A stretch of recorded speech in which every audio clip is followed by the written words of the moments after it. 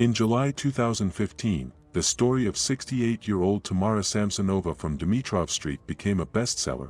The conversation was about the possibility of a dozen murders committed by a quiet pensioner, about a new Petersburg Chikatilo in a skirt. A few days later, the investigative committee cooled the ardor of the press, officially stating, in connection with the publications in various media of information that Tamara Samsonova, suspected of murdering her friend on July 23, 2015, allegedly committed a number of similar crimes. The main investigative department of the TFR in St. Petersburg states that at present the investigation does not have objective data on the commission of other murders by Samsonova.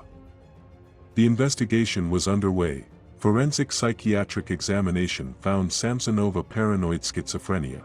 In August 2016, the prosecutor's office recognized the referral of Samsonova's case to the court as legitimate and justified, for the use of a medical measure of a compulsory nature. Simply put, for imprisonment in a psychiatric hospital with enhanced supervision. August 2015, after fragments of a woman's body wrapped in a plastic curtain were found on the evening of July 26, 2015 in a vacant lot near the House 10 Building 4 on Dimitrov Street, operatives of the Homicide Department identified the suspect within a few hours. It turned out that the murdered 79-year-old Valentina Ulanova, who lived in the house next to which the remains were found. 68-year-old Tamara Samsonova, who had an apartment in a neighboring house, but lived with Ulanova, was suspected of committing the murder. Freshly washed traces of blood, a curtain missing in the bathroom and knives with traces of a brown substance gave an approximate picture.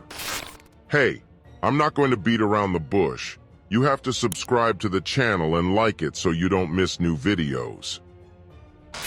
Tamara Samsonova almost immediately confessed about how she poisoned Ulanova by mixing phenazepam into her food, and then cut up and scattered parts in the vicinity. Initially, Samsonova claimed that another neighbor helped her commit the murder, but the conspiracy was quickly proved. The alleged accomplice was generally absent from the city at that time, and Samsonova admitted that she composed this part of the testimony out of personal hostility. The excitement in law enforcement circles and in the press began when one of the experienced operatives remembered that in 2003, on the territory of a kindergarten nearby, he had to examine fragments of a male body, and the picture seemed familiar. After several questions from Samsonova, reports went all the way to the law enforcement top. Tamara Mitrofanovna admitted without much hesitation, there was a case. She rented an apartment to a man in 2003, and then poisoned him, threw away the body. Operatives were able to find the data of 2 more people who allegedly rented a room from Samsonova, and the pensioner said, they all became her victims. But in the final resolution of the investigation, only one murder remained. We tried to trace the fate of Tamara Samsonova and understand where the rest of the men she met on the path of life had gone. Born in 1947 in the city of Uzur, Krasnoyarsk Krai. The father is a police officer, walked with a gun. Mother worked somewhere in the trade. After graduating from school, she allegedly came to Moscow and entered the Maurice Torres Institute of Foreign Languages to study philology. I note that no diploma was found in Samsonova's apartment, but all her friends emphasized that she could communicate fluently in English and German. After graduating from the institute, she worked as a teacher of a foreign language. She moved to Leningrad in 1971, to a man, with whom she then quickly broke up.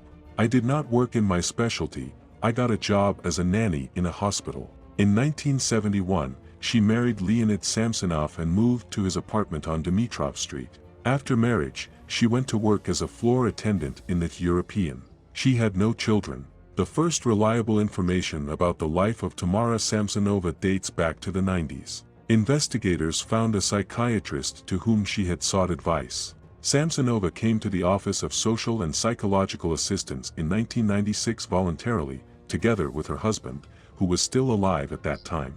As the doctor noted, against the background of bright, brisk and erudite Tamara, the husband looked miserable, downtrodden, and even moronic. Samsonova, for all her charm, seemed to the specialist to be wayward, quarrelsome and capricious. Communication went on by phone. The doctor visited Samsonova's apartment once, went for Solzhenitsyn's book. It was, in the late 90s, my husband was no longer there. The visit turned out to be the only one, after which communication was interrupted. The doctor is alive and continues to work, despite his advanced age. As the psychiatrist notes, Samsonova was even too frank with him. For example, she told me that she often commits shoplifting, but does not get caught. She talked about the tenants, whom she often changes. The specialist's characteristic is an intelligent and secretive woman with a sophisticated intellect. Leonid Samsonov, born in 1947, he worked at an auto repair plant. He looked pale against the background of his wife. As Samsonova claimed during the interrogation, they had a good relationship. I was like a mother to him, he was like a son to me. Disappeared in the late 90s, the exact date is unknown. His body has not been found yet. Samsonova, in conversations with friends, offered various versions. He left me, died of cirrhosis of the liver. The most common one is, I went to the savings bank and did not return. Samsonov's wife reported the disappearance to the investigative committee only in 2015, when she was taken to the investigative department by the head of the Social Security Department. During a search of Samsonova's apartment, documents of the missing spouse were found, including a passport and a savings book. The question of whether she killed her husband, Samsonova was asked. Confessing at the first stage of the investigation to 4 deaths, Samsonova has always strongly denied the murder of her husband. Vladimir settled with Samsonova in the summer of 2001, rented one of the rooms. Despite the almost 20-year age difference, the relationship with the landlady at first turned out to be quite personal.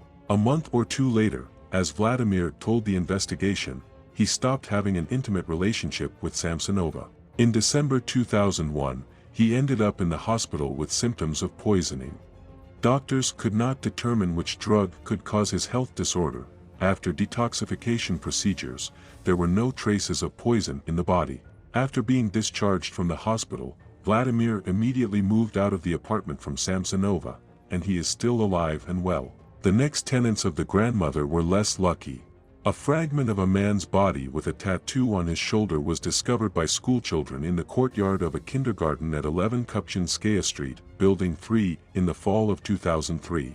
Then this case remained unsolved, and even the identity of the deceased was not established. Other fragments of the body, including limbs and head, could not be found. What was found was buried in a numbered grave after a forensic medical examination. After the murder of Ulanova, a similar case was recalled, from Samsonova's house to the kindergarten about 650 meters. Samsonova also recalled her lodger Sergei Podyanin, told how she poured Raidorm into his cold borscht, how she cut up the body and carried it around the neighborhood. I also remembered the tattoo on my shoulder, a skull, a snake and something else. Having subsequently refused several confessions to the murders, she claimed to the last that she had killed Podyanin and Ulanova. However, she has not been charged with this crime. The decision of the investigation, approved by the prosecutor's office, is understandable, as the interlocutors familiar with the investigative process told the criminal, when the grave with the corresponding number was opened, a female corpse was found there. The necessary burial was still found, but the study of the available fragment of the remains after 13 years did not help to establish the cause of death. In 2003, as it turned out, there was no research on the presence of substances in the tissues of the corpse that could indicate poisoning. They did not dare to build an accusation on Samsonova's confession alone, which she can refuse at any time.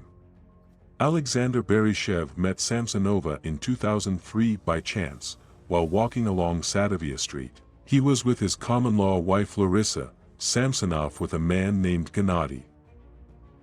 Couples began to communicate. After a while Samsonova reported that Gennady died. He looked about 40 years old.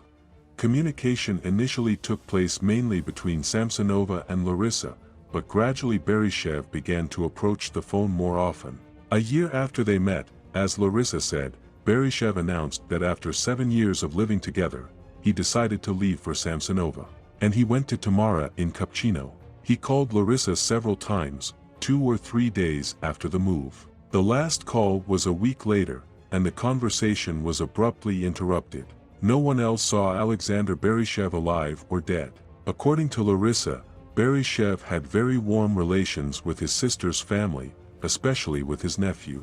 This nephew came to Larissa in 2007 and tried to find out the fate of his uncle, but could not find any traces. Immediately after the arrest, Samsonova testified that she had killed Beryshev. Subsequently, She refused her words. "I was joking," Grandma said. "Who is Gennady, whether he is alive, and if he died, for what reason, is unknown." According to the official version, which Samsonova adheres to, she poisoned Ulanova with phenazepam, and when she died, she butchered her. Allegedly, 50 tablets ground in a coffee grinder were added to a store-bought Olivier salad. Alcohol was served to the meal, but phenazepam was not added to the alcohol. According to the results of the forensic medical examination, no derivatives were found in the discovered fragments of the remains, and the victim did not take alcohol before her death. The conclusion is made cautiously: the inability to conduct a forensic chemical study of biological fluids and internal organs of the body of an unknown woman, identified as Ulanova, VN, does not allow either to confirm or deny the possibility of her taking chemicals during her lifetime, including radorm and phenazepam. Another oddity is the fact of fatal poisoning with phenazepam. According to the conclusion of experts, 50 tablets must be injected into the body for the onset of death. Samsonova also speaks about this in her testimony. What kind of taste Olivier should have, in which such an amount of the drug is added, is not discussed. The main line of the expert opinion is, the cause of death has not been established. That is, the very fact of the murders rests only on Samsonova's confession. Samsonova wrote down her thoughts in notebooks for several years, using several languages mixed together, so that no one would understand. As the detective said in the summer of 2015, the encrypted recordings contained hints of a dozen murders. Later, this information was declared untrue, and the possibility of a serial maniac in Cappuccino was denied. The suspect was told what the operatives meant. Over the years, there have been entries in the diary about Samsonova's search for the potent radorm, phenazepam, and other drugs. It was noted, "I buy 6 boxes, it costs 410 rubles. And I also have 2 NN tiles. Now it's enough for me, I have 17 pieces of FM, I'm buying medicine, there are 12 pieces of O plus 18 blue." Tamara Mitrofanovna herself did not take these drugs. "For many years I went to bed at about 21 o'clock and got up at 3 o'clock in the morning, well rested and cheerful." It was assumed that she needed the drugs to put possible victims to sleep. Today, the investigation agreed with Samsonova's version, according to which she got medicines for the neighbors. And I even found one neighbor, to whom Samsonova once gave a package of phenazepam. Where the rest of the packages mentioned in the diary are spent is not established. The output chosen by the investigation is optimal for everyone. Samsonov's grandmother, obviously, will go under increased supervision to a specialized institution for the rest of her life. If 2 or 3 more murders, which were discussed in the heat of the moment after the arrest, cannot be proved, then there is no need to talk about them. Moreover, it is not necessary to stir up a stir, otherwise you can get a serial maniac who has been operating in St. Petersburg for about 15 years, which is bad for the image. Leonid Samsonov, Alexander Beryshev and Sergei Podyanin have no relatives who would beat the thresholds of law enforcement officers, demanding to find and punish. Who is the supposedly deceased Gennady?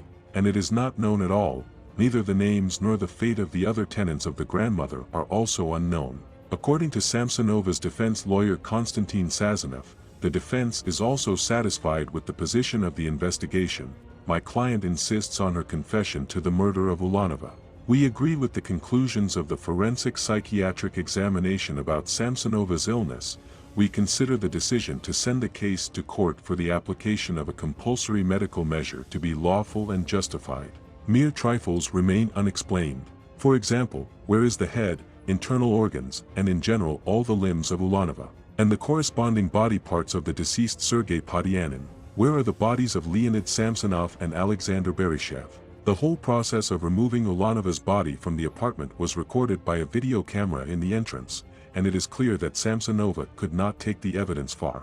The most likely version is the Volkovsky Canal, which runs along the railway tracks. The way to it is not far, 300 meters. It was not possible to organize large-scale searches in it, since the work of the dredger turned out to be too expensive. The channel has not been cleaned since about 2000, just as long as, according to some assumptions, the grandmother could act. When it comes to work on this reservoir, surprises are possible.